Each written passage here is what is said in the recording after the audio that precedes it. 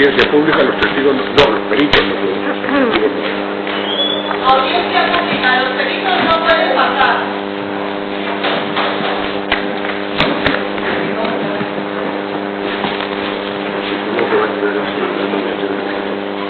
Sí, yo creo que sí. Entonces vamos a echar.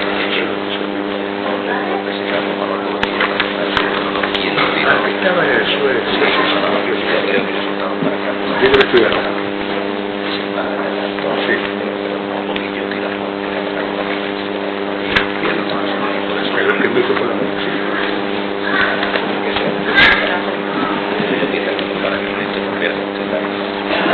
Yo que se organiza de verdad.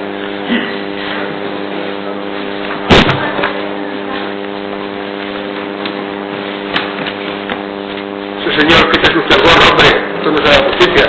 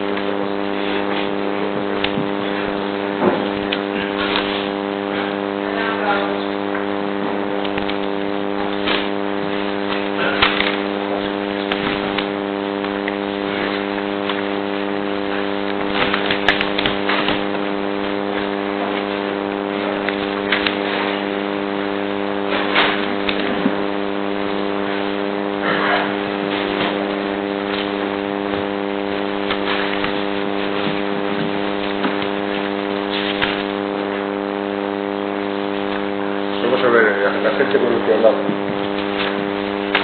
Es aquel señor, el de ayer del incidente, aquel señor que se le ve, sí, aquel que dice sí, aquel señor que está detrás del azul, que es el que abandona la sala.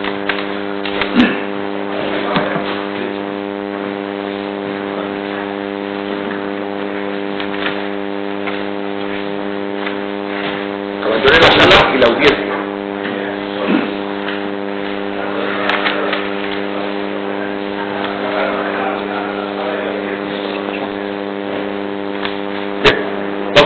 Como les anuncié ayer, vamos a empezar con la videoconferencia.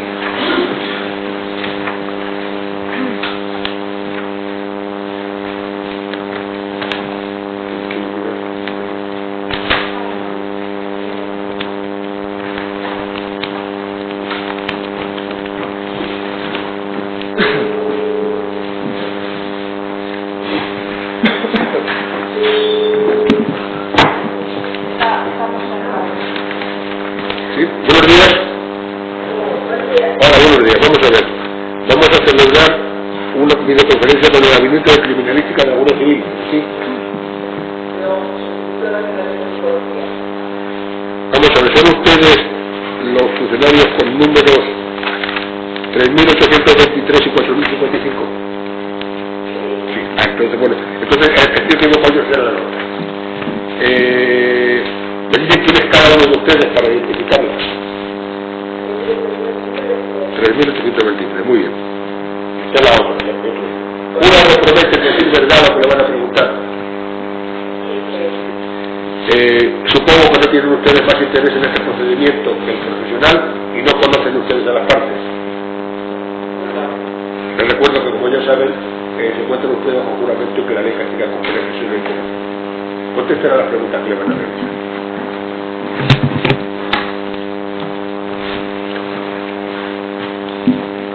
Sí, con la venia del tribunal. ¿Nos puede decir cuál era el objeto de su informe?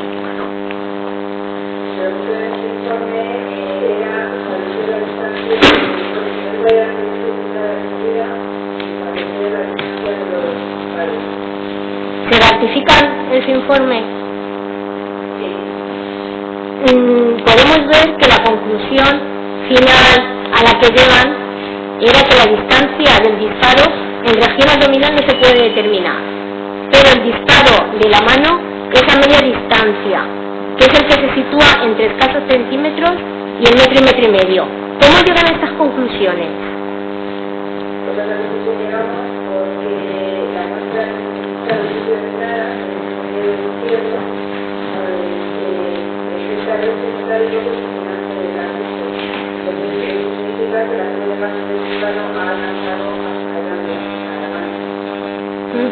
De acuerdo, pues no hay más preguntas. Sí, señoría, muchas gracias. Buenos días. Vamos a ver, para la elaboración de su informe ustedes recibieron una serie de restos denominados... ¿Cuáles son las actuaciones? Vamos a grano. Bien. Analizaron ustedes un colgajo, denominado colgajo, que se correspondía con la región mastoidea. Y ese colgajo, la huella, digamos, que presentaba, se corresponde con el roce de un proyectil. Compatible con el roce.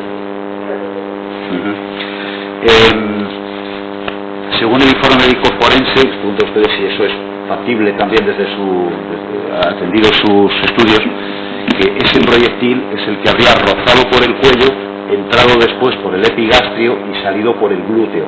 ¿Eso sería compatible con los estudios que ustedes han realizado?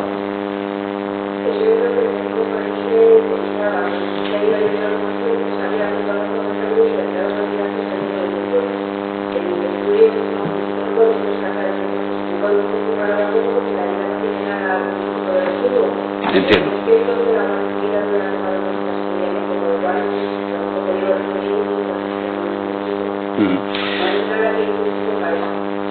De acuerdo, muchas gracias. Mire, le pregunto ahora en relación con el orificio de entrada del epigastrio. Atendida la forma de la cintilla erosiva, se puede concluir que el disparo tenía una trayectoria descendente. El disparo era...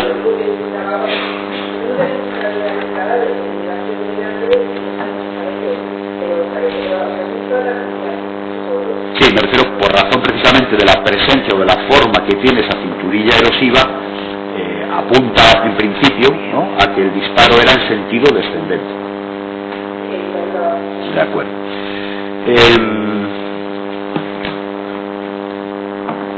Podemos entonces, según eso, se puede pensar que el agresor, quien disparaba, estaba en un plano superior a la persona que es agredida, a la víctima.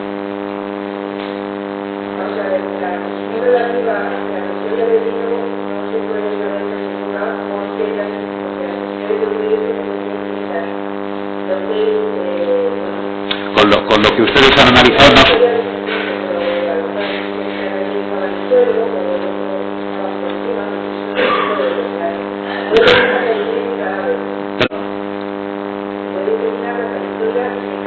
Bien, bien.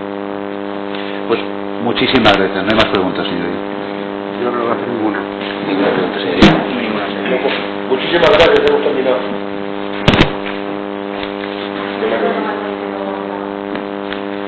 Que muchísimas gracias, que hemos terminado la prueba.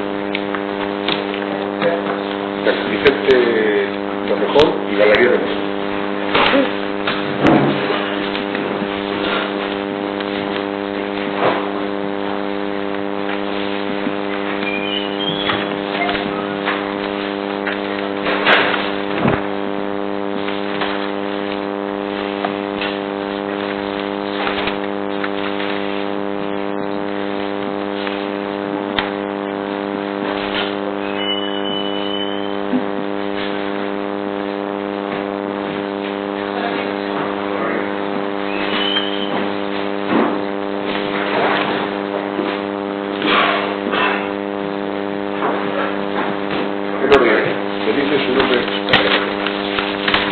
su nombre y apellido, por favor.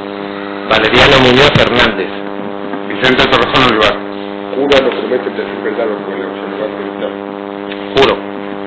Son ustedes médicos forenses, prestan sus servicios en el territorio de esta audiencia provincial y conocen ustedes a los acusados. No. No tienen ustedes en el procedimiento más interés que el puramente profesional. Los recuerdo que se encuentran ustedes en juramento que aseguradamente que castiguen a la Junta de Decisiones. Siéntense. Gracias. Conteste como de costumbre uno de ustedes para corrobore o rectifique. Sí, por la venia del tribunal. ¿Se ratifica en su informe? Sí, nos ratificamos. En una de sus, son varias conclusiones, voy a empezar porque la primera de ellas fue que la causa de la muerte es una muerte violenta de etiología médico-legal homicida. ¿Qué significa que fuese una muerte violenta? Desde el punto de vista médico-legal, las muertes se pueden clasificar en dos grandes grupos inicialmente, que son las muertes naturales y las muertes violentas, entendiendo por muerte natural toda aquella que se produce como consecuencia de un proceso morboso que afecta al sujeto, por ejemplo una enfermedad, mientras que las muertes violentas se caracterizan porque la causa de la muerte procede de un agente externo al propio sujeto. Y dentro de las muertes violentas pues existen diversos tipos que van a ser la muerte violenta, suicida, homicida o accidental.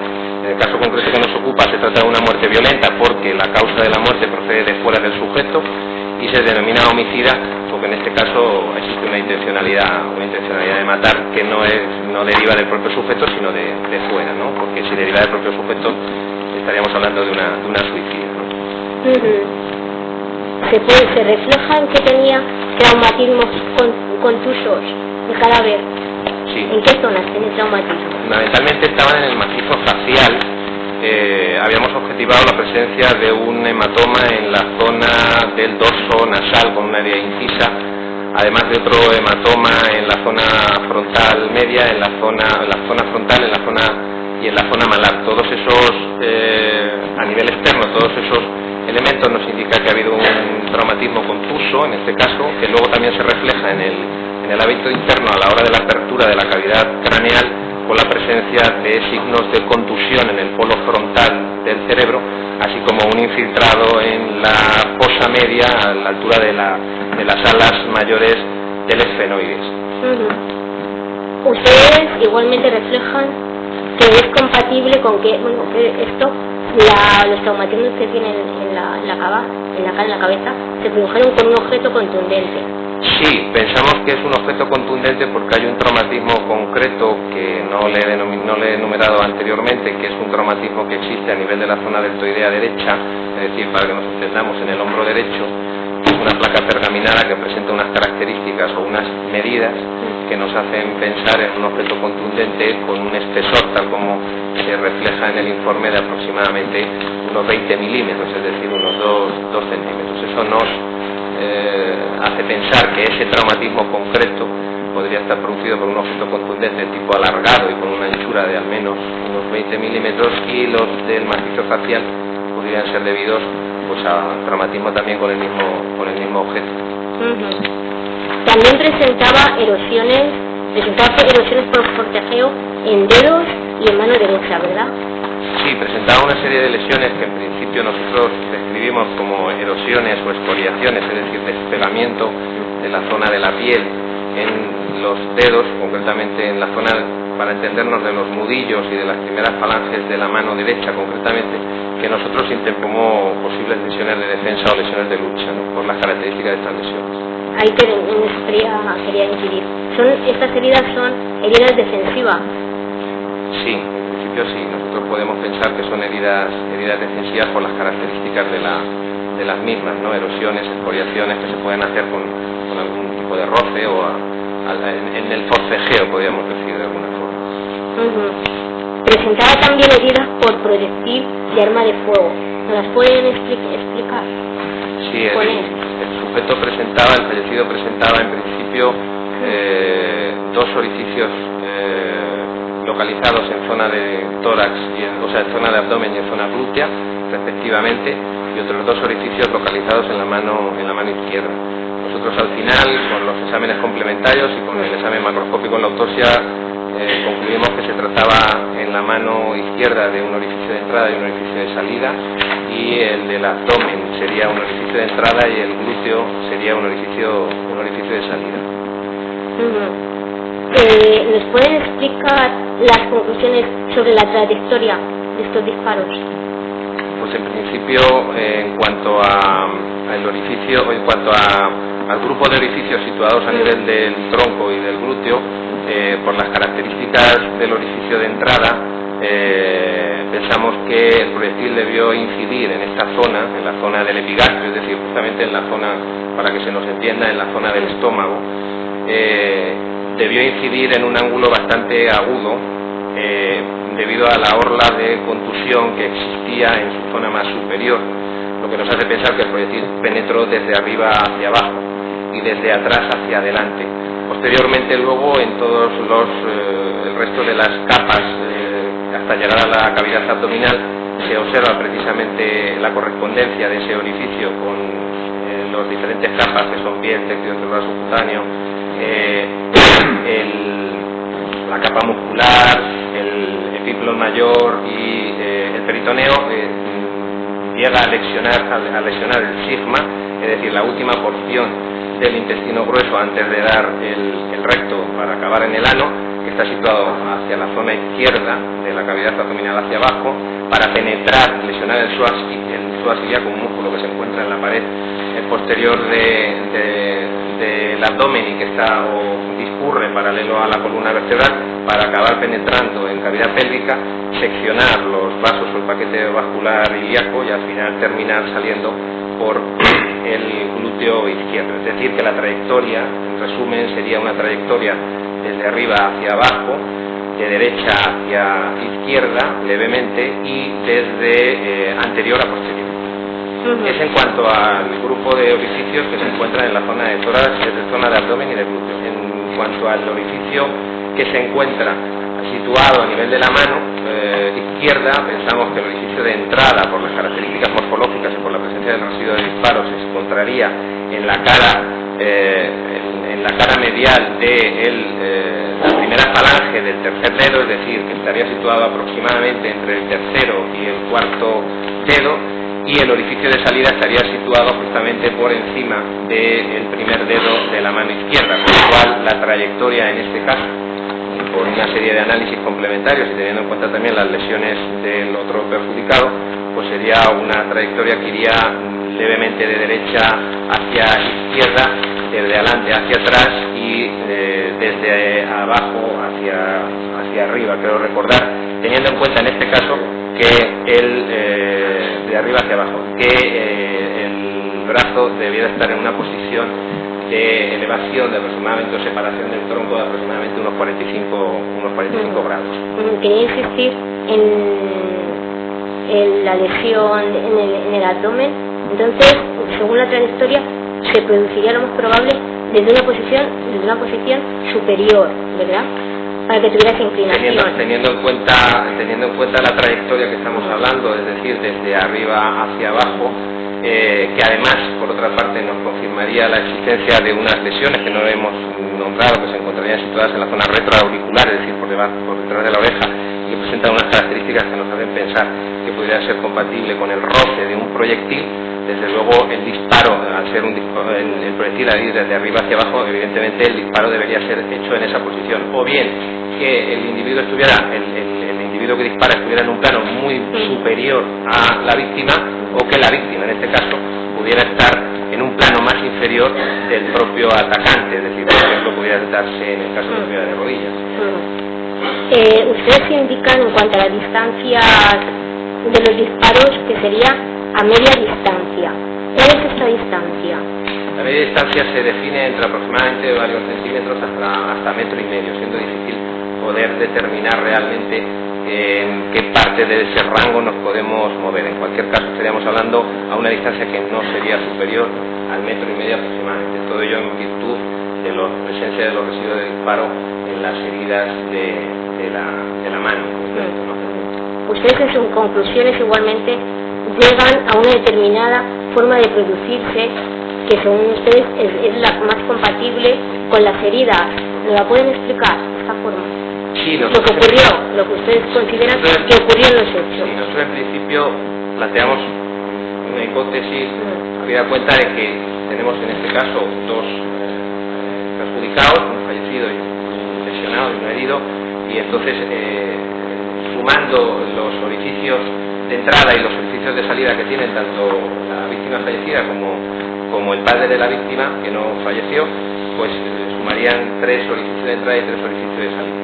Sin embargo, en el lugar de los hechos solamente se encontraron 2 casquillos, con lo cual en algún momento, y luego otro dato que apoyaría la hipótesis de que solamente se produjeran 2 disparos, aunque hubiera 3 orificios de entrada y 3 orificios de salida, es la existencia en el análisis de las ropas de la víctima no fallecida, es decir, del padre del fallecido, de ausencia de una orla de enjugamiento que es característica de cuando el proyectil ha atravesado otras superficies anteriormente ha venido a impactar contra ese objeto, contra esa prenda o contra ese sujeto, con lo cual nosotros pensamos que la sucesión de hechos, y teniendo en cuenta todos estos datos, podría ser que se origina un primer disparo estando el fallecido en un plano inferior al del atacante, que penetraría al levantar el brazo en aducción en unos 45 grados aproximadamente, penetraría con el trayecto que hemos nombrado por el tercer dedo de la mano para salir por el primer metacarpiano de la mano izquierda, y ese proyectil sería el que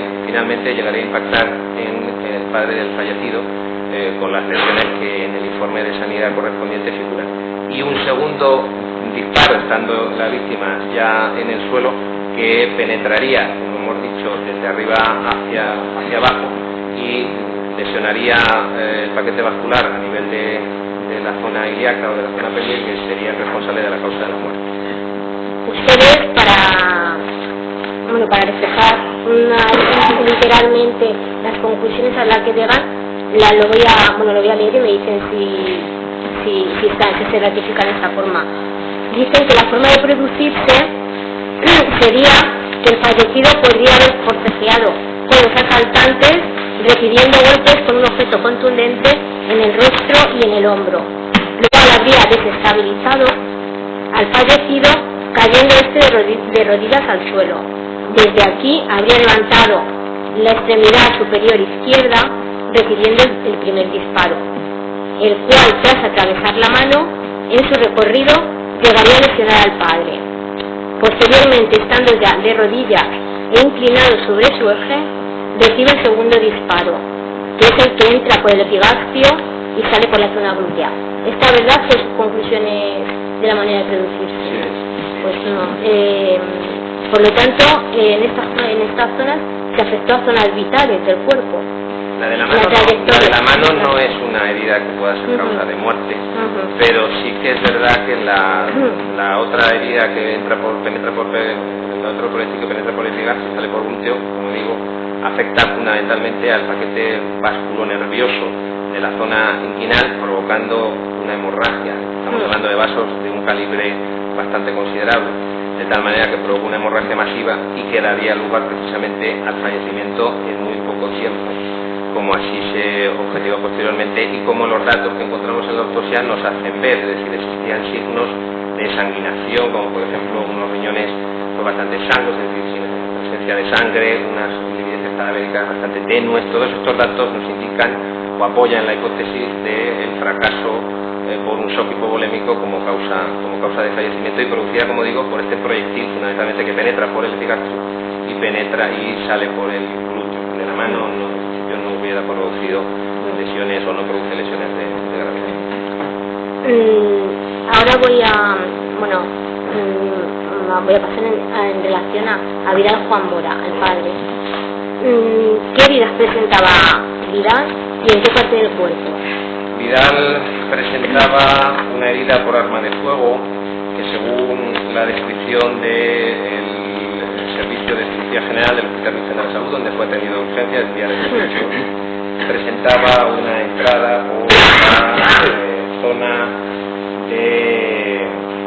por la zona subsicoidea izquierda, es decir, justamente por debajo del esternón, Ese proyectil penetra lesionando el estómago, que se encuentra precisamente por esa zona, lesionando también el ángulo hepático del colon, es decir, el ángulo donde se el trayecto que describe el colon, pues justamente debajo del hígado, y luego también finalmente acaba saliendo por la zona lumbar.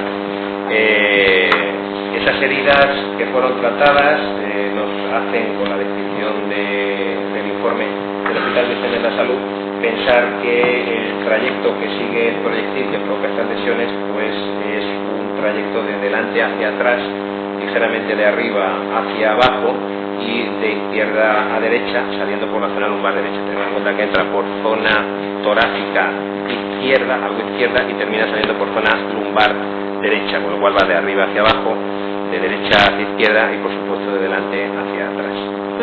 De acuerdo, pues no hay más preguntas. Gracias, señoría.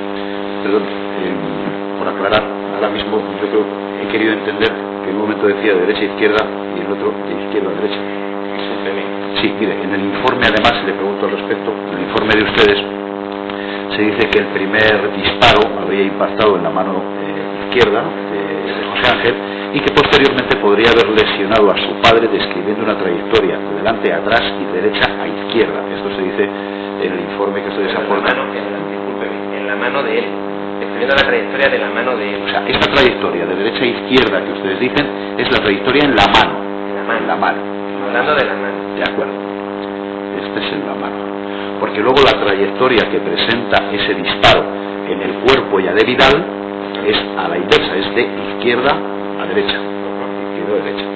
Esto posicionaría a la persona que efectúa el disparo un poquito a la izquierda de donde está Vidal, para que la trayectoria pueda ser, ¿no?, de izquierda a derecha. Según la versión de los hechos que nos cuenta Vidal, hay 3 personas delante y 3 agresores, por lo que él cuenta parece ser que dispara la persona que está en el centro, en tanto que él estaría a la derecha, digamos, o enfrentado a quien, según mi posición, yo tendría que a mi derecha, y el que me dispara está en el centro, un poquito a mi izquierda. Eso es compatible con la trayectoria que presenta el cuerpo de Vidal. Bien, y ahora, sí nos resulta muy importante para esclarecer este tema, es si se puede entender que, o atendida esta trayectoria en el cuerpo de Vidal, que quien está disparando lo hace de manera directa, apuntando de manera directa a Vidal. O si se trata de un rebote, o sea, la bala puede rebotar en la mano y la mano tiene la suficiente consistencia como para desviar el trayecto de una bala proyectada a una velocidad de 450 km por hora aproximadamente. La cuestión es si la mano se interpuso en la trayectoria. Según la tesis que ustedes plantean, la mano está interpuesta. Es que al impactar el hueso puede desviar la trayectoria. Y entonces, según su criterio, según los datos que ustedes han podido estudiar, analizar y a la vista también quizás de los informes que haya podido emitir la Guardia Civil, los restos encontrados, etcétera, etcétera, ¿qué tesis consideran ustedes más factible? ¿Que esa bala diese en la mano, se disparase a José Ángel en la mano, porque él tenía la mano extendida, ¿verdad? Para eso entonces tendrían que haber disparado a la mano, en la trayectoria donde estuviera la mano, ¿no?, y que hubiera salido rebotada y accidentalmente le hubiese dado al cuerpo del padre. Sería esta una posible tesis. O la otra, que sería disparar directamente al cuerpo de Vidal, del padre, sin perjuicio de que el hijo hubiera estirado la mano entre medias, por las circunstancias que fuera, que tuviese la mano estirada y que esa mano hubiera sido atravesada por ese disparo que iba dirigido al padre. No sé si me he explicado bien. O sea, que el hijo estuviese detrás. No, según la versión que nos cuenta Vidal, se lo explico si nos permite para que él pueda pronunciarse. En la posición en la que yo estoy, vamos a decir, yo sería Vidal, tengo delante a 3 personas, ¿de acuerdo? Y a mi izquierda se encontraría en el suelo arrodillado mi hijo, según dice Vidal. Yo voy a acercarme a uno de los agresores con la intención de quitarle un pasamontañas y recibo un disparo de la persona que está en el centro de los 3. en ese momento José Ángel, que está en el suelo, parece ser que tiene la mano estirada, pues, tratando de ayudar a su padre, en fin, o protegerle. Y seguidamente, después de ese disparo, que le viene a mí dirigido pero que atraviesa la mano, insisto que esta es la declaración que hace Vidal, seguidamente ese mismo tirador apuntaría a José Ángel, que estaba ya en el suelo, y le dispara, coincidiendo con la tesis que ustedes mantenían. Mi pregunta es, esa versión de los hechos que ofrece Vidal, que era el padre, testigo presencial, ¿es compatible con los resultados que ustedes han obtenido en su informe? De que primero se dirige el disparo frente a Vidal, interponiéndose la mano de José Ángel, y seguidamente un segundo disparo que iría ya apuntado directamente a José Ángel y que es el que le causa la muerte. Sí, debería compartir. Quería preguntarles también, en relación con las lesiones que presenta Vidal, estas lesiones eran mortales, en el sentido de que si no hubiera sido atendido médica o quirúrgicamente de manera inmediata, le hubiesen podido provocar la muerte. Sí, de hecho, gran de gravedad, ¿no? En el informe, sí, porque estamos hablando de vísceras y de zonas bastante importantes en función de vasos y de vacunación. Y simplemente ya entiendo que es un simple error material en alguno de los informes, concretamente, a ver si me pido la página. Uno de los informes es que se habla de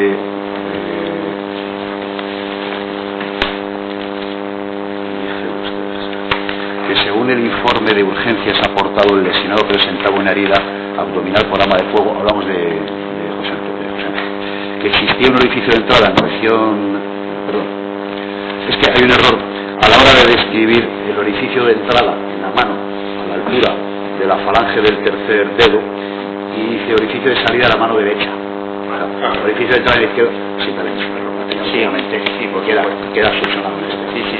Pues no hay más preguntas, señoría. Sí, Consueña.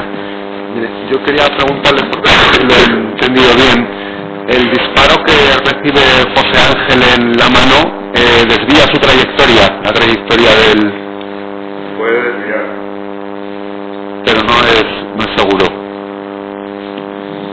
Hombre, normalmente las trayectorias de los proyectiles influye mucho el tipo de material que atraviesan en el organismo, es decir, puede haber trayectorias que luego no obedezcan a la previsible por la localización de la entrada y que como consecuencia de que, lo que decía mi compañero, contunda de determinadas estructuras, sobre todo óseas, estas puedan hacer que de alguna manera se puedan desviar. En el caso concreto que nos ocupa sí que observamos cómo existen fracturas de los huesos metacarpianos, concretamente el primero y el segundo, cuyos bordes además fracturarios salen por el orificio de salida y que en principio pudieran de alguna manera condicionar levemente la trayectoria del proyectil. De acuerdo. Y otra cuestión, parece claro, según dicen, que uno de los disparos al menos tiene una trayectoria descendente, por lo que el autor del disparo estaría en una posición superior a José Ángel, que es quien lo recibe. ¿Eso necesariamente tiene que ser porque José Ángel estuviera de rodillas, o puede ser porque el autor fuera mucho más alto, por ejemplo, que la persona? No, porque un elemento fundamental que a nosotros nos sirve mucho para determinar la trayectoria descendente de arriba hacia abajo, por supuesto, es la existencia de una orla de escoriación muy excéntrica y superior en el orificio a nivel abdominal, lo cual nos indica que el proyectil ha incidido de una forma muy aguda. Es decir, o estamos hablando de dos personas cuya diferencia de estatura es muy grande, es decir, que uno mida 1 metro y otro mida 3, o que alguno de los dos, o bien el agresor o bien el fallecido, estuvieran, como decimos, el agresor en un plano más superior y el fallecido en un plano más inferior, lo que nos hace pensar, y desde luego en ningún caso el fallecido podría estar tumbado en el suelo. El fallecido tendría que estar de rodillas por la posición o por las características de la lesión que hay en la zona retroauricular, que nos indicaría que están en una posición de rodillas e inclinado levemente sobre su eje, el proyectil penetra de tal manera que roza el cuello y finalmente viene a ingresar en la zona del abdomen. pues por mi parte nada más, gracias. Gracias. El último letrado. Con su señor. En cuanto a la consideración que han efectuado respecto a la forma de, bueno, pues de poderse producir las lesiones del señor Vidal, influye mucho, vamos a decir, la dinámica, ¿no? Es una acción en la que todos los cuerpos se están moviendo, ¿no? Y determinar, vamos a decir, con cierta exactitud las posiciones tiene un grado de dificultad muy elevado, ¿es así?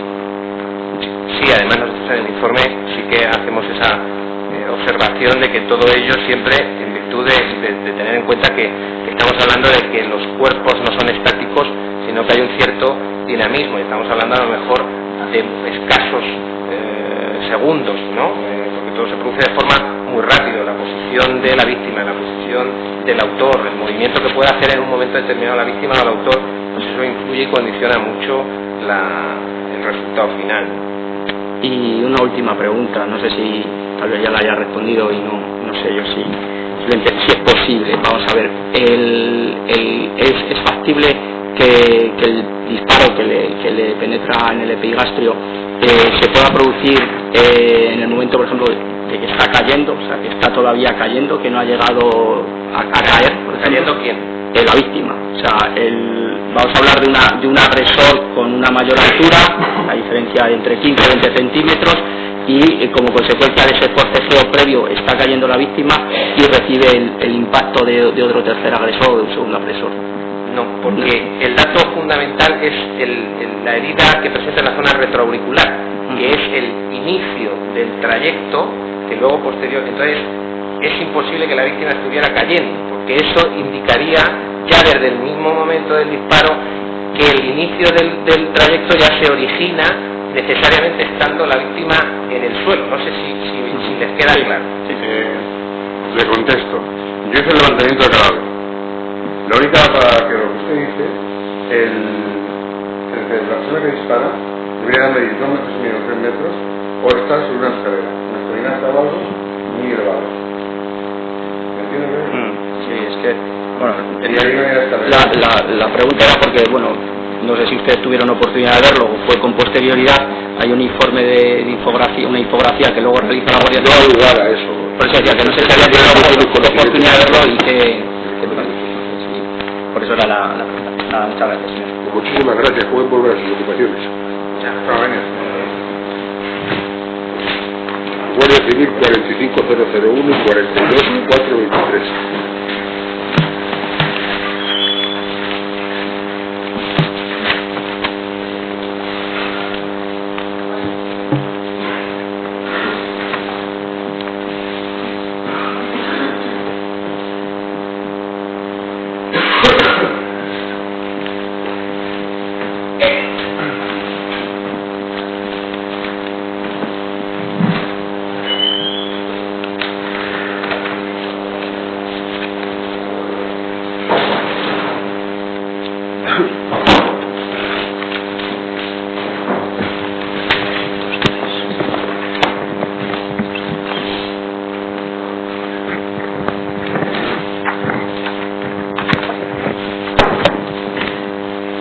Buenos días, me dicen su número de identificación profesional. Yo soy el B45001Z. Yo soy el T42423. Jura, no prometen decir verdad lo que le van a preguntar. Juro. ¿Son ustedes miembros de la Guardia Civil? ¿Sí? Así es. ¿Dónde prestaban ustedes o dónde prestan ustedes sus funciones en el momento de ocurrir los hechos? Ambos oficiales del servicio de criminalística de legalidad y somos especialistas del departamento de química ¿De Toledo? Madrid. Eso es lo que le preguntaba. No conocen ustedes a los acusados y no tienen más interés en este proyecto que el puramente profesional. ¿No es así? Les recuerdo que se encuentran ustedes bajo juramento y que, como ya saben, se investiga con penalización de todo. Siéntese. ¿Su pericia con qué consistió? Nos remitieron al laboratorio. No, diga con carácter general. Sí.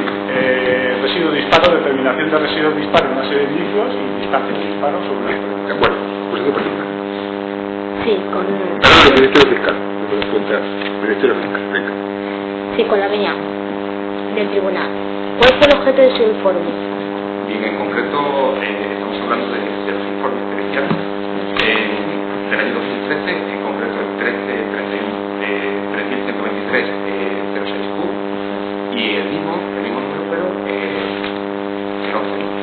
en estos informes pues, nos remitían una serie de principales, en concreto un proyectil y dos gatillos percutidos, así como portamuestras tomados a dos personas y prendas de vestir de estas dos personas, ¿no?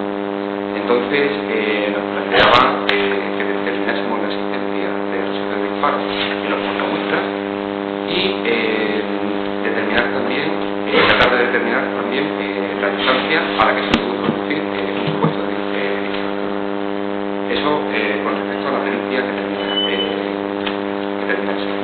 Y después con la otra, con la que termina el 11, pues se producían un par de armas y se trataba de determinar si los residuos de disparo que contenían estas armas pues se correspondían a los que se habían encontrado en la pericia.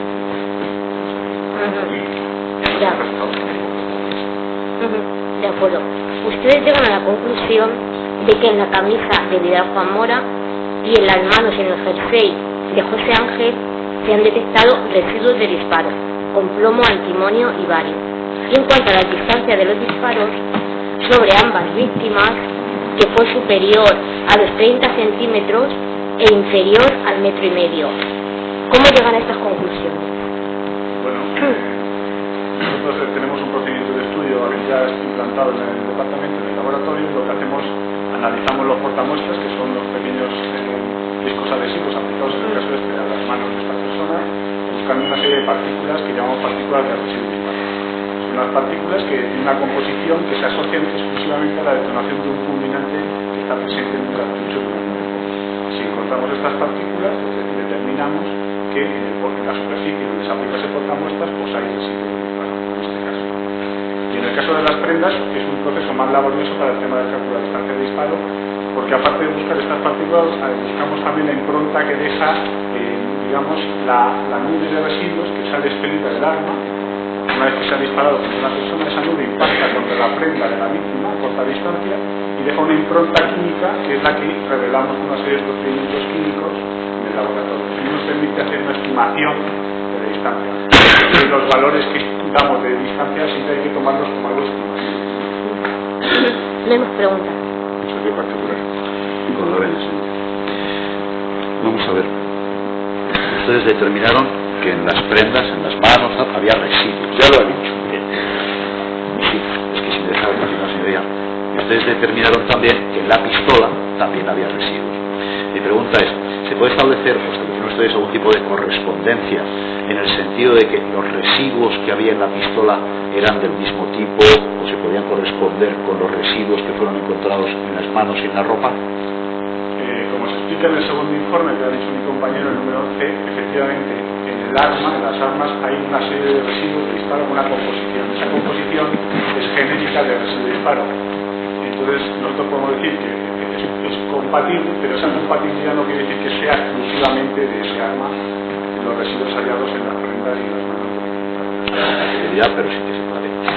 En concreto, la pistola que ustedes, el arma que ustedes analizaron, la que se encontraron los residuos, fue una pistola Astra modelo A100, la que les había sido remitido a ustedes, ¿no? Sí, una pistola A100. Esa es la que guarda correspondencia, sus residuos también, con los residuos en las ropas y en las manos de las víctimas. Pues no hay más preguntas. Muchas gracias. No me falta ninguna. Ninguna pregunta. Ninguna pregunta, señor. Pues pueden volver ustedes a sus ocupaciones. Muchas gracias. Muy bien. Buenos días. Muchas gracias. 83 982 19 416.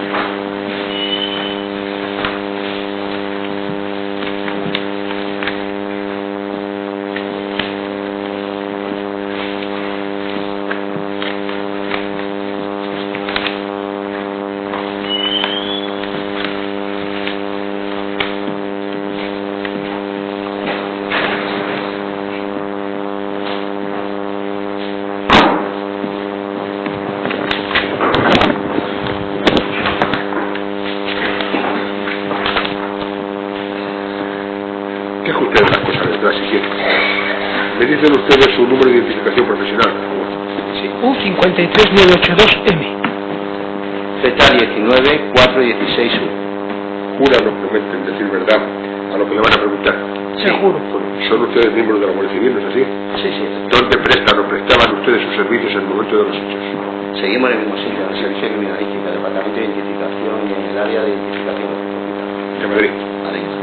No conocen ustedes a los acusados y no tienen aquí más interés que el meramente profesional. ¿No es así? Bueno, pues les recuerdo que se pueden ustedes bajo juramento y que, como ya saben, la ley castiga con pena de prisión el delito criminal. Hagan el favor ustedes.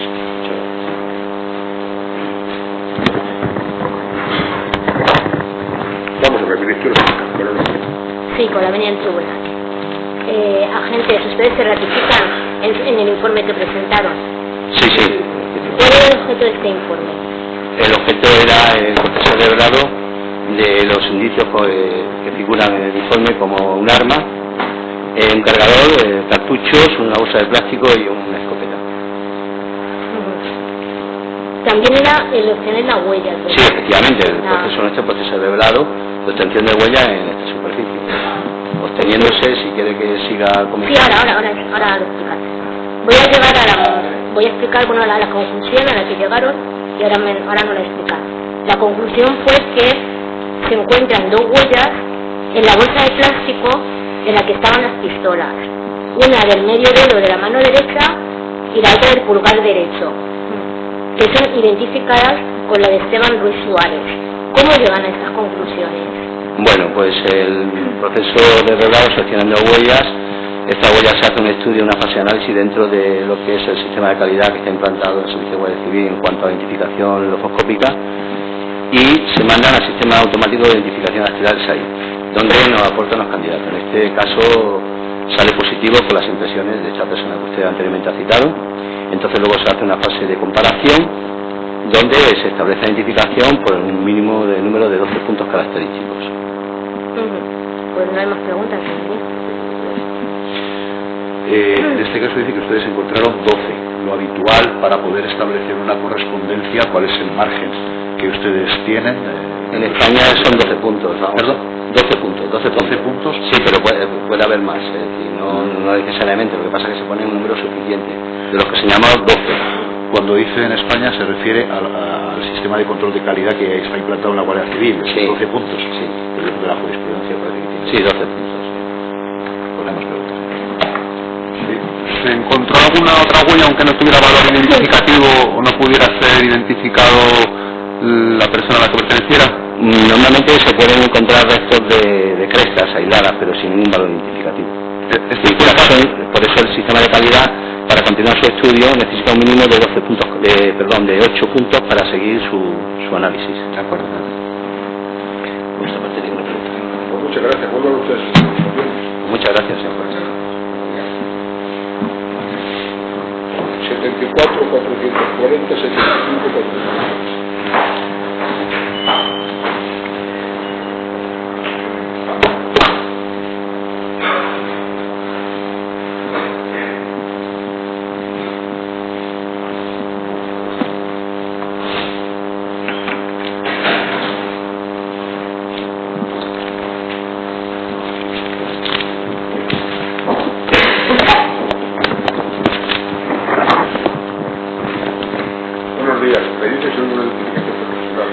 Soy el K4740S. Jura lo promete, que es verdad lo que voy a prestar. Sí, prometo. ¿Son ustedes miembros de la Guardia Civil? Sí. ¿Dónde prestaban o prestan ustedes un servicio? En el Servicio de Criminalística de Madrid. Fuera de por motivos profesionales no conocen ustedes a los responsables. No tienen ustedes más interés en el procedimiento que meramente eso es un problema. Recuerdo que se encuentra bajo juramento y que la ley castiga con pena de prisión de prisión hasta usted. Sí, con la venida del tribunal. ¿Ustedes se ratifican en su informe, en el informe presentado? Sí. ¿Cuál era el objeto de este informe? Sí, bueno, nosotros hemos hecho un total de 3 informes. El primero fue 2 castillos y 2 proyectiles, que nos remite Policía Militar Toledo, que se encontraron en el lugar de los hechos, y una recopilación de historia que hicimos en el Departamento de Policía, y luego a posteriori realizamos otros informes con unas armas, munición, y luego otro tercer informe con unas escopetas también con otras Como sus informes son muy extensos, voy a ir por partes, ¿de acuerdo? En una primera parte llegan a esta conclusión y posteriormente me la explican. Es en el folio 1497 de su informe nos dicen, en las conclusiones, que la pistola marca Astra de calibre 9 mm Parabellum a la entrada del departamento presentaba sus mecanismos bloqueados, pero y por lo tanto que no era apta para disparar, pero sometida a una exhaustiva limpieza y engrase se consiguió que disparase de una manera eficaz. Aquí hay que tener en cuenta que este arma había estado a la intemperie. ¿Cómo llegan a esta conclusión de este arma? Por eso, porque cuando entra con restos de óxido, pero a nosotros nos entra ya un poco tratada porque la ha pasado previamente por el departamento de identificación. Para sacar, a ver si tenían huellas y demás, y luego se ve que la pistola está oxidada y está bloqueada. ¿Cómo le puede haber afectado el hecho de haber estado a la intemperie? Pues un poco de óxido y eso, y los mecanismos por el óxido estaban agotados, pero una vez que la limpiamos funcionaba perfectamente. De hecho, pues conseguimos sacar muestras bien dubitadas para cotejarlo con los casquillos y proyectiles que se encontraron en el lugar de los hechos, dando resultado positivo. ¿En cuánto tiempo se puede poner cómo puede salir este óxido en el arma? ¿Es por la intemperie? Depende del tiempo que haya estado en la intemperie y de las condiciones que se han pasado. Por eso, a lo mejor en un par de días se puede. Hay otras a lo mejor que aparecen en un pantano, llevan mucho más tiempo y no se llegan a conseguir desbloquear, pero a lo mejor llevan años en la intemperie. Depende del tiempo que haya estado. De acuerdo. Otra de sus conclusiones en el folio 1409, en el mismo folio 1497, nos dice que la escopeta de repetición manual marca Faban de calibre 1276 sí que se encontraba en correcto estado de funcionamiento y podía disparar con normalidad, ¿verdad? Ustedes la examinaron. Sí. Nosotros tenemos todas las armas que nos hacemos un primer estudio visual y comprobamos que es correcta, que no tenga las cosas de cámara y demás, y se prueban y se verifica que funciona correctamente. A excepción de por seguridad, esta por ejemplo la que venía oxidada, pues no la podemos probar directamente, porque primero hay que, por seguridad, limpiar un poco el cañón, limpiar los mecanismos para que funcionen correctamente. Las demás se prueban. De acuerdo. Igualmente en el folio 1499 nos dicen que la pistola marca Astra es la que disparó los dos casquillos de bala repercutidos que son los encontrados en el suelo de la entrada y obtenidos en la inspección ocular. Igualmente, ¿cómo llegan a esta conclusión? Pues eso, en el estudio que hacemos nosotros, o de los elementos, se estudian las señales que dejan las armas, tanto las señales de clase como las señales individuales. Con las señales de clase puedes determinar qué tipo de arma, la marca y el modelo, y con las individuales ya identifica qué arma en concreto es la que ha efectuado su disparo. Son los mecanismos de la pistola, la cabeza de cierre, la aguja percutora, la uña extractora y el expulsor. Todo el conjunto se estudia y se ven las diferentes señales que dejan las armas y luego se lo que se comprueba. De acuerdo. Me voy a centrar ahora en la pistola marca Astra. Tiene un sistema de seguridad automático, ¿verdad? Pues ahora mismo no lo recuerdo. Bueno, da igual. Quiero que me expliquen los dos, ¿cuántos seguros tiene esta pistola? ¿Los dos tipos de seguros? No sé qué quiero explicar, perdóname, pero no sé qué sentido tiene la pregunta cuando aquí tenemos una pistola que ha percutido un cartucho, por tanto es arma de fuego, y la pregunta no tiene sentido. Sí, pero sí que me interesaría los sistemas de seguridad de la marca Astra para evitar un disparo accidental.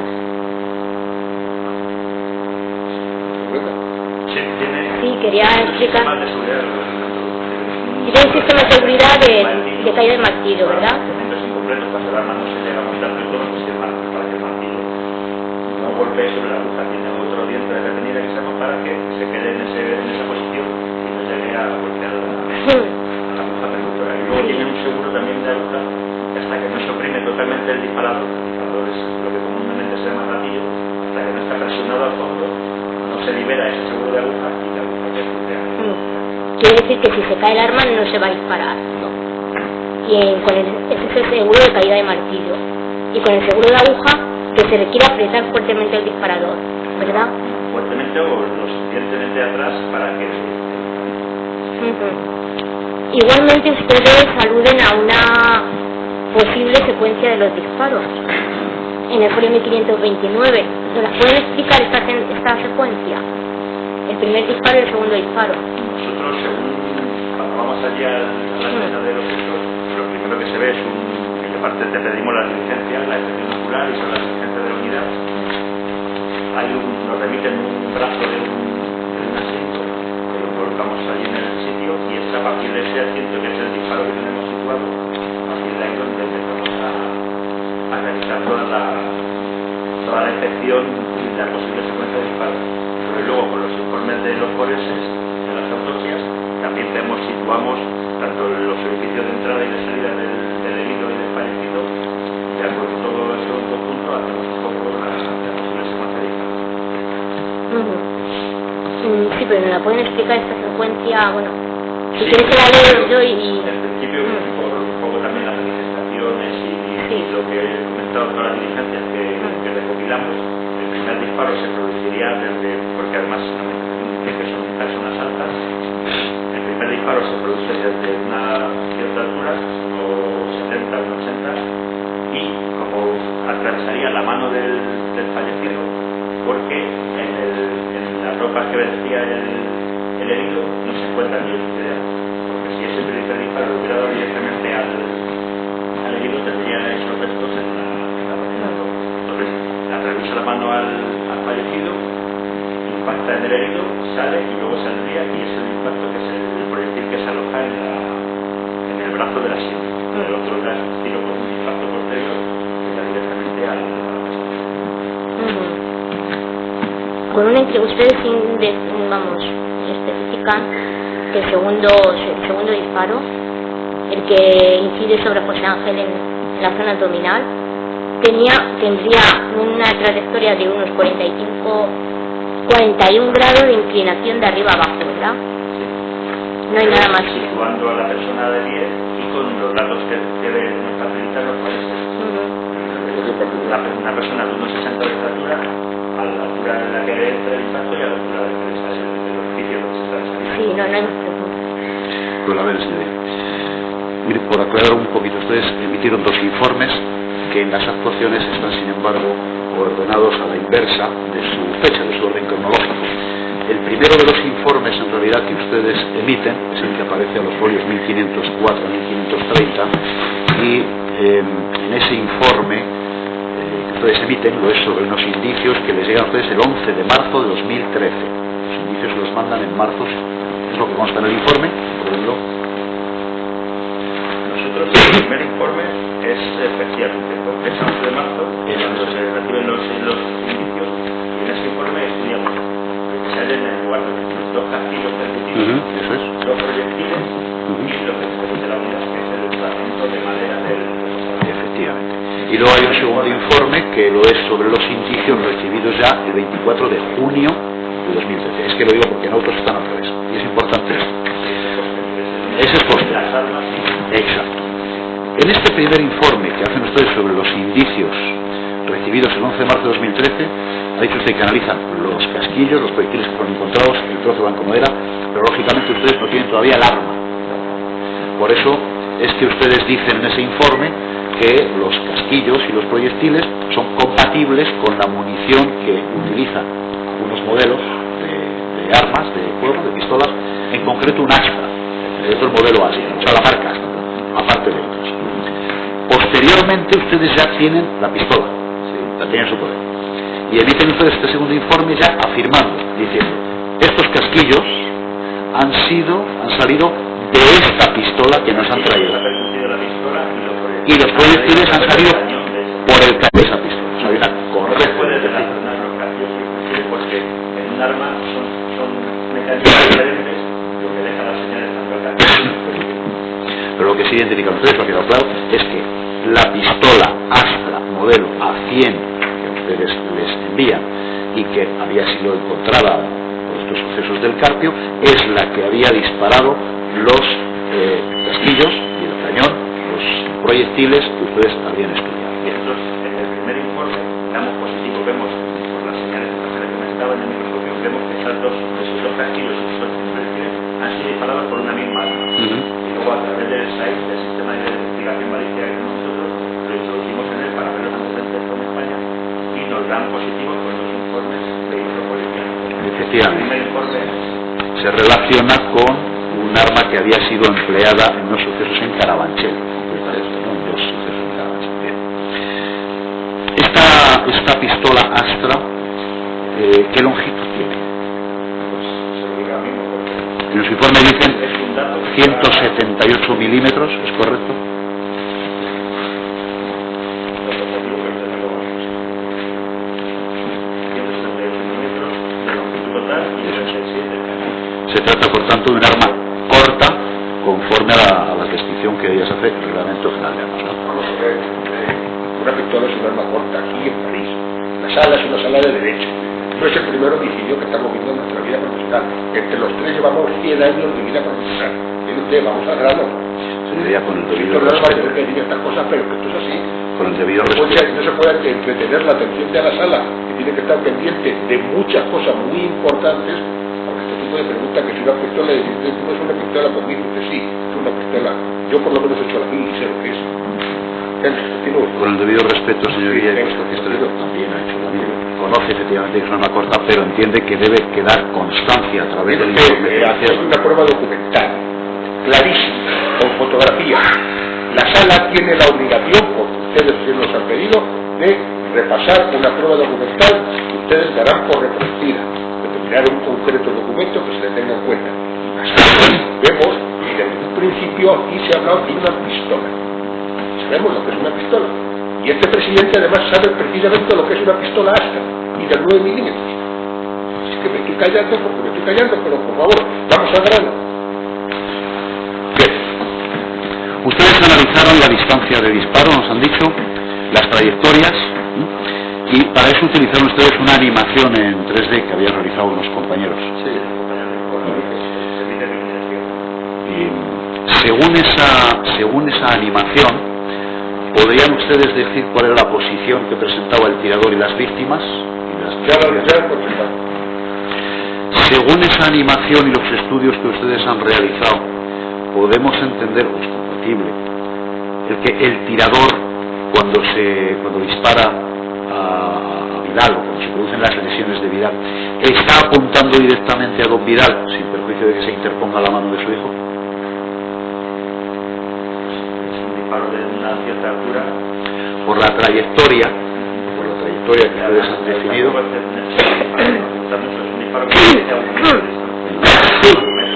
Hablamos de un rango de 0,96 a 0,40. Sí, mi pregunta es, mire, puesto que está por una parte, yo soy, digamos, el agresor, tengo a mi izquierda, digamos, según Vidal el tirador, a don Vidal, y a la derecha tengo a don José Ángel. Según las trayectorias que ustedes han podido estudiar, etcétera, etcétera, ¿podemos entender que el tirador primero se dirige a uno y posteriormente al otro? Primero a uno y luego al otro, cambiando esa trayectoria. Pues más o menos las trayectorias prácticamente coinciden, o sea, los ángulos de inclinación y de deriva prácticamente coinciden, entonces deben ser dos disparos. Bueno, pero una cosa es que el disparo pueda ser descendente en uno y en otro caso, pero me refiero a la trayectoria en un lado, en uno de los cuerpos de Vidal sería de izquierda a derecha, en tanto que en el de José Ángel, es de derecha a izquierda. Eso, según lo que ustedes han podido analizar y con esas infografías y tal, evidenciaría que el tirador primero se dirige a uno y luego a otro. Las trayectorias son distintas. ¿Es correcto eso? Es correcto. No hay más preguntas. Sí, con su venia. Mire, en función de la trayectoria de los disparos, es posible más o menos saber si estos se efectuaron prácticamente en el mismo momento, apretando el gatillo 2 veces instantáneamente, o hubo algún intervalo entre un disparo y otro. ¿Eso es posible saberlo? Podemos lugar un poco de hacer que la trayectoria más o menos similar, que fueran prácticamente seguidas. Pues nada más. Muchas gracias. Venía, señor. Sí, perdón. Vamos a ver, aunque efectos de casación. Sí, perdón, no. Vamos a ver. En la infografía que aportaron ustedes a las actuaciones, manejan que ambas víctimas, bueno, estaban más o menos agrupadas y ambas estaban de pie en el momento de recibir los disparos. ¿Eso es así? las conclusiones hacemos el informe de trayectoria con los datos. Sí, que manejan ustedes, la inspección ocular, forense. El espacio es 1,90 m, me parece, el pasillo, o sea, muy separados tampoco puede Claro, estar. y el ángulo que describe el disparo que resulta finalmente mortal, el del epigastrio, se hace en un plano superior por parte del agresor.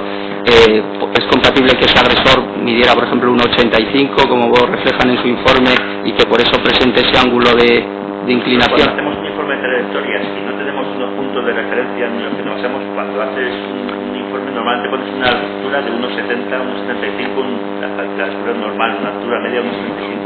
Pero en este caso, las manifestaciones de las víctimas y más decían que era una persona alta. Por eso se toma referencia un poco más y se coge una referencia de 1,80. Y toman también como referencia la altura esa indubitada de las víctimas, 1,67 y 1,62, ¿no? O sea, a efectos de establecer ese grado de inclinación y la posible exposición de agresores y víctimas, ¿no? Vale, no hay más preguntas. Muchas gracias. Puedo volver ustedes. Guardia Civil es 12.919 y 15.972.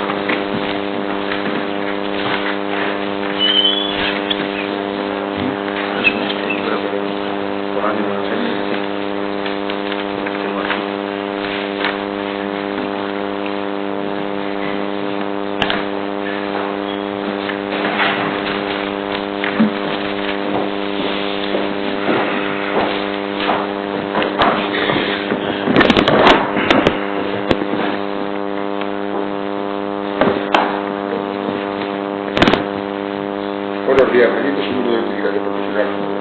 Sí, yo soy H12989Z. Yo K97962. Una no conoce el decir mercado que le van a preguntar. Sí, prometo. ¿Son ustedes miembros de la Guardia Civil? Sí. ¿Dónde prestaban o prestan ustedes sus servicios?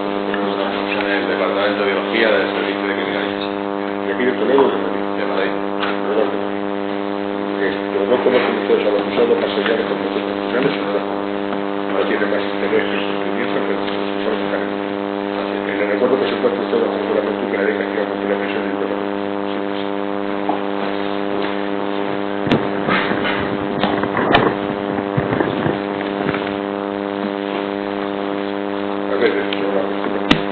Hola, señoría. Ustedes analizaron una serie de hisopos que les habían mandado con un ADN de determinadas personas, una pistola marca Astra modelo A100 que había sido localizada en el solar de Barrio Patrocinio de Talavera, un cargador también de la pistola de ese mismo solar, unos cartuchos, una bolsa de plástico, todo esto encontrado, como digo, allí en este sitio, ¿no? En Patrocinio. Una escopeta, una serie de ropa que luego tenían las víctimas y tal, y unos hisopos también que habían sido aplicados a un vehículo marca Hyundai. ¿Encontraron en todos esos vestigios algún tipo de huella, algún tipo de algún perfil genético? Sí, para el modo de resumen de la página 9, que es el punto 6, que son las conclusiones. En primer lugar se habla de los perfiles genéticos indubitados, es decir, que tienen nombres de una serie de detenidos, así como de Vicenta Flores Maldonado, que era la conductora habitual del vehículo, y de un guardia civil para descarte. Entonces, en el segundo punto decimos que de restos orgánicos presentes en una camiseta se tiene un perfil genético del varón, al que llamamos varón. Pues no extendernos, si permite, señoría. Básicamente, solo encontraron ustedes perfiles de Vicenta Flores. No, de Vicenta Flores, y como le he dicho, tenemos dos varones que denominamos varón 1, varón 2 y otro perfil genético de mujer, aparte del de Vicenta. El del varón 1 se encuentra en unos restos orgánicos en una camiseta. De unos hisopos aplicados en el lateral derecho del asiento del conductor del vehículo se obtiene otro perfil genético de varón, que denominamos varón 2, porque claro, tenemos. Y luego se obtiene una mujer de restos orgánicos en unos hisopos aplicados en el tirador interior de la puerta trasera izquierda, así como de otro hisopo aplicado en el tirador interior de la puerta trasera del vehículo. Aparte, esta mujer también aparece en una mezcla de perfiles genéticos con Vicente, en otros hisopos aplicados en el vehículo. Estos varones no han sido... Sí, el valor 1, una vez cotejados en nuestras bases de datos, nos dio una coincidencia que se identificaba como Juan José Flores Martín.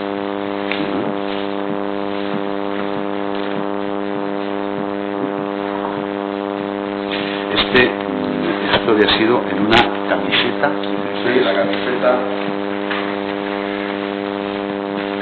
en la de página color rojo con rayas negras, identificada en nuestra página 2, indicio 77. Indicio 77, ¿verdad? Está una camiseta hallada en el solar. Indicio 77. Una camiseta roja con rayas negras que había sido hallada en el solar del barrio de Patrocinio, el mismo sitio donde habían sido encontradas los restos, pistola y demás. Y este se corresponde con don Juan José Flores Martínez. El varón número 2 que identifican ustedes, o el que señalan ustedes como número 2, este pudo ser identificado, o si se estableció algún tipo de correspondencia. No. Y posteriormente hemos dicho una mujer que no es doña Vicenta, doña Vicenta también aparecía, ¿no? Y este ya dentro de Hyundai. Aquí no hay nada más.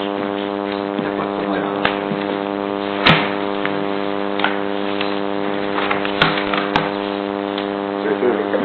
No hay preguntas.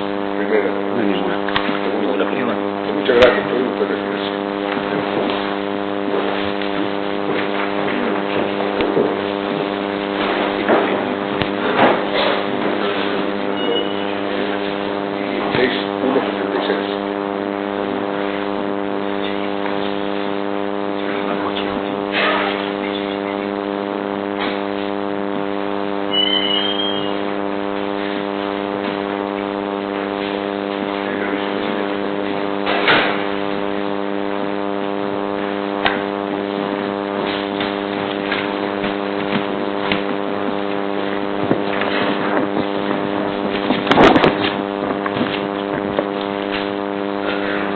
Buenos días. ¿Me dicen ustedes, por favor, su medio de identificación profesional?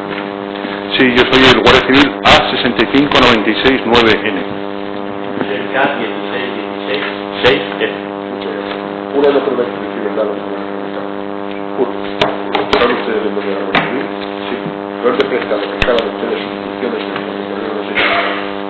Ambos prestamos servicio en el servicio de criminalística de la Guardia Civil, del área de fotografía y infografía del Departamento de Madrid. ¿No conocen ustedes a los acusados? No. ¿No conocen a los acusados? No. ¿No tienen ustedes más interés? Sí, sí. No tienen más interés que el profesional. Pues así. Les recuerdo que se encuentran ustedes bajo juramento que la ley castiga con pena de prisión el delito de su testimonio y confianza. Hagan por eso.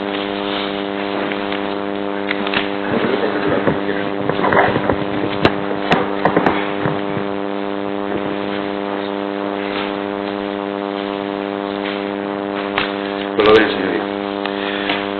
Ustedes realizaron una inspección ocular, analizaron ustedes unas muestras y para ello tomaron ustedes en consideración un acta de inspección ocular, un informe de autopsia, en fin, una serie de documentos que les habían sido remitidos.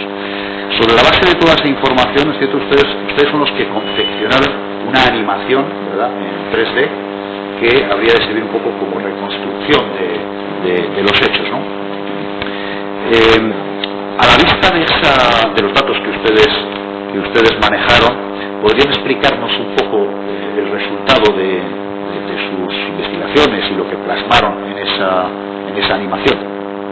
Bueno, nosotros trabajamos en un área nueva, llevamos 10 años trabajando. De hecho, Guardia Civil es el primer cuerpo a nivel nacional que instaló ese tipo de tecnologías.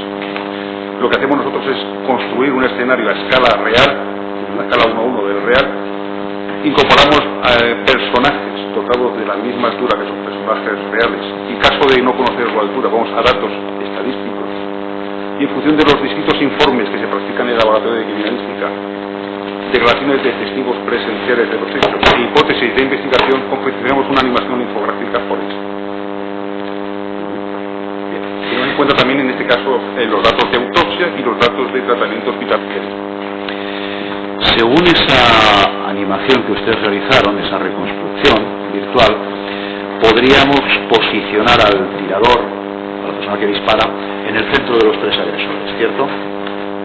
Nosotros partimos de un espacio bastante estrecho, unas declaraciones iniciales de un forcejeo y una serie de datos objetivos como son el orificio de entrada y salida en cada una de las trayectorias, altura de cada uno, tanto del fallecido como el del y que resultó herido, datos del departamento de química en los cuales nos dicen que uno de los impactos, el que hiere al padre, no tiene residuo de disparo, y eso nosotros a un inicio hace un guión de animación.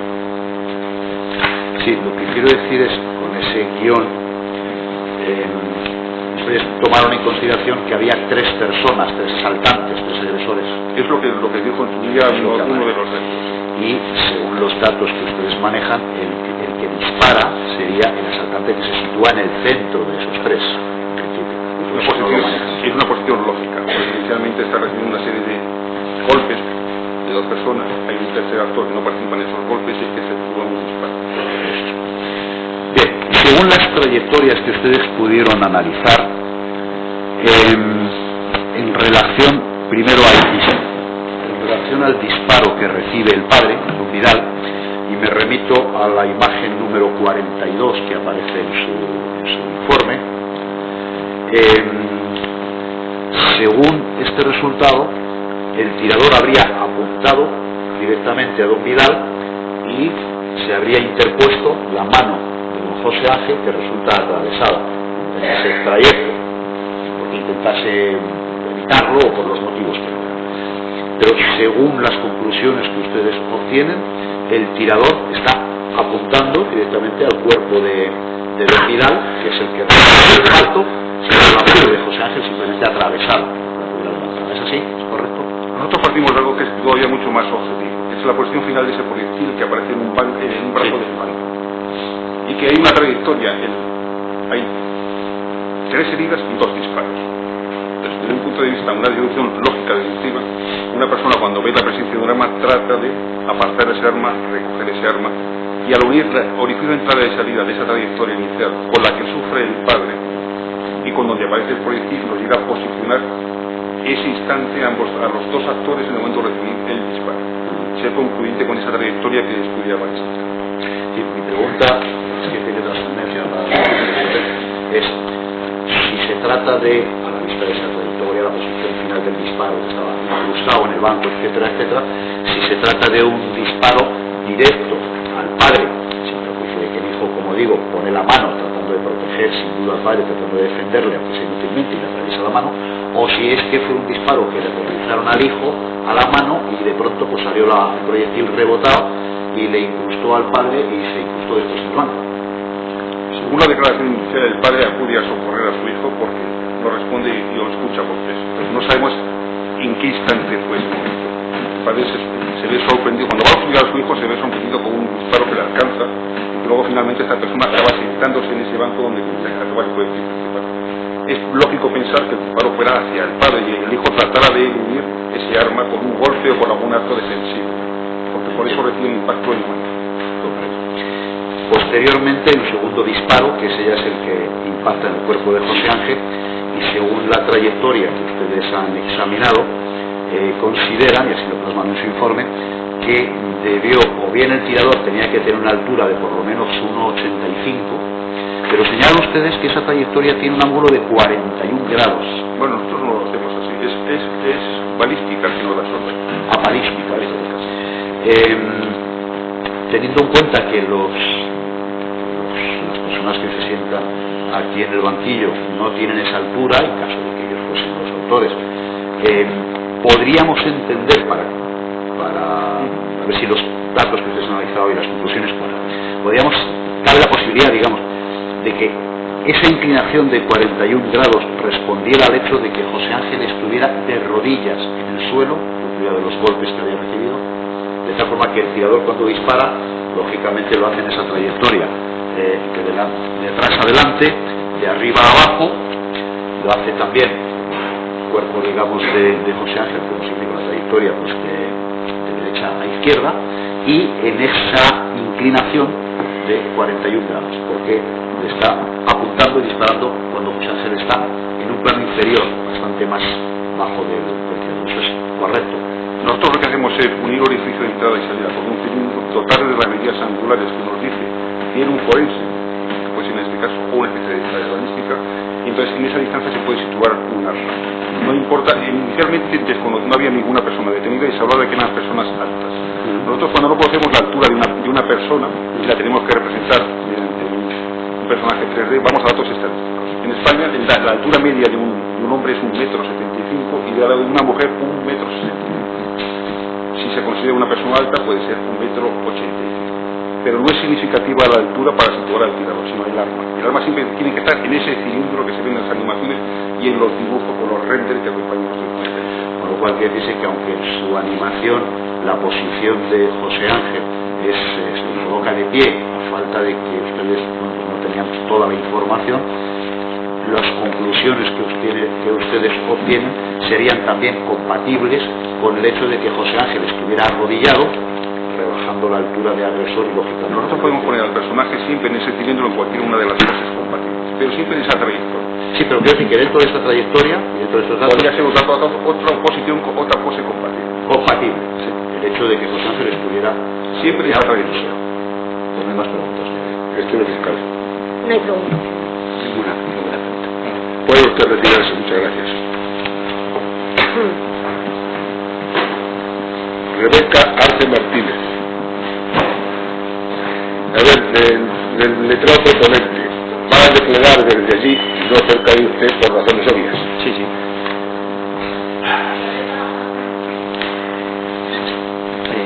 Una película de...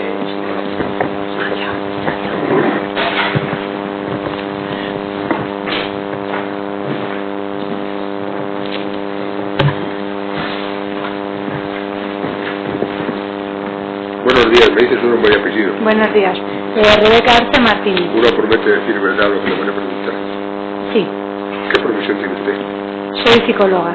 Psicóloga, ¿dónde presta sus servicios? ¿Cómo? ¿Dónde presta sus servicios? En CEAS Castilla-La Mancha, dentro de los centros penitenciarios de Ocaña 1, Ocaña 2 y Cuenca. ¿Conoce usted a algunos o a todos los acusados? Conozco a Esteban Ruiz Suárez. ¿Qué es? ¿Quién? ¿Tiene usted algún interés en este procedimiento fuera del profesional? No. Le recuerdo que se encuentra usted con juramento que la ley castiga con pena de prisión el delito de las constituciones. Vamos a ver.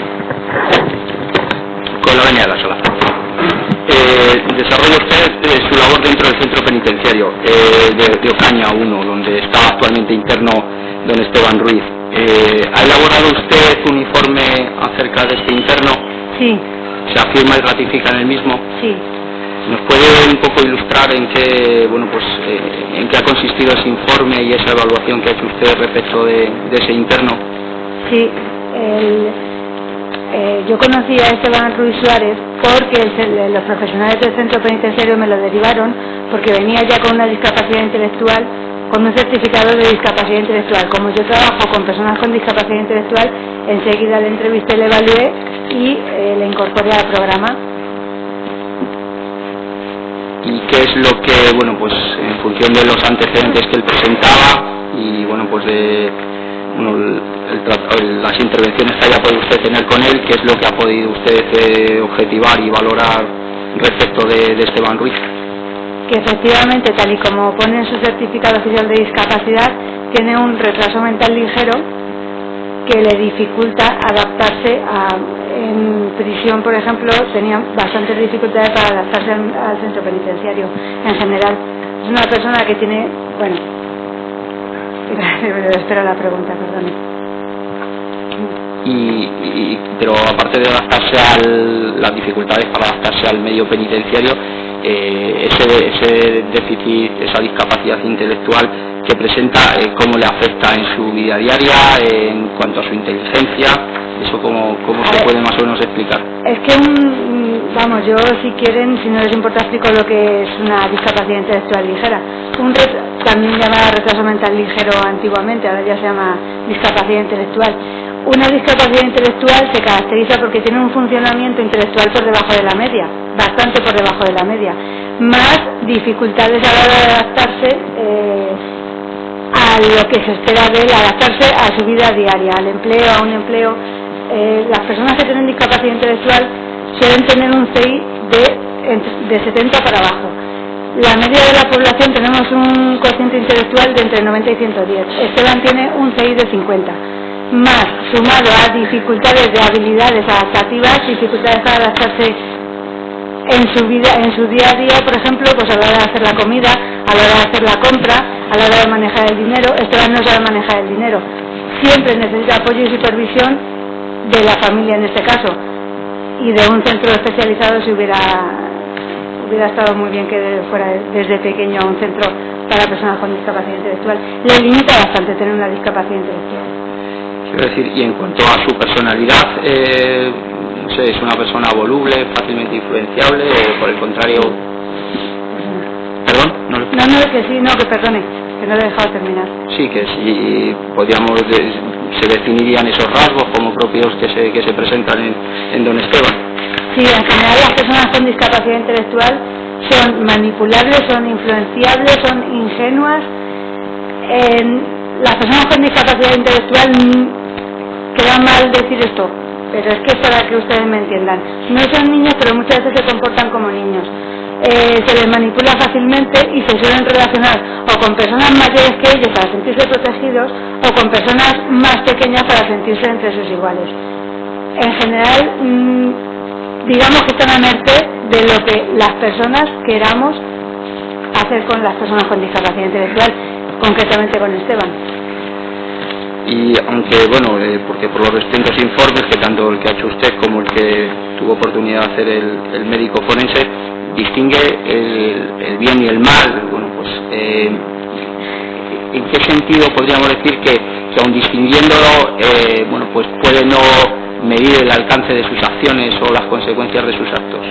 Claro, distingue el bien y el mal no como concepto abstracto, porque las personas con discapacidad intelectual tienen alterado el razonamiento abstracto, pueden pensar en lo que ven, pero les resulta muy difícil pensar en lo que no ven y sacar conclusiones y pensar en las consecuencias de determinadas situaciones. Es decir, quizás no comprende el bien y el mal como concepto abstracto, pero sí sabe lo que es hacer el bien y hacer el mal. Por ejemplo, si a Esteban se le pregunta, Esteban, ¿qué es hacer el bien? Hacer un regalo. De ahí para arriba es hacer el bien. ¿Qué es hacer el mal? Y él dice, pegar a alguien. De ahí para arriba es hacer el mal. Eso lo tiene claro. Pero no distingue si algunas acciones están bien hechas o mal hechas por sí mismo, no piensa las consecuencias. Depende de que alguien le diga, Esteban, esto está mal hecho, no lo vuelvas a hacer. Y él no lo hace, no porque comprenda que está mal hecho, sino por miedo a que le regañen o porque me han dicho que esto está mal hecho. No sé si me explico. Y ya por último, no sé,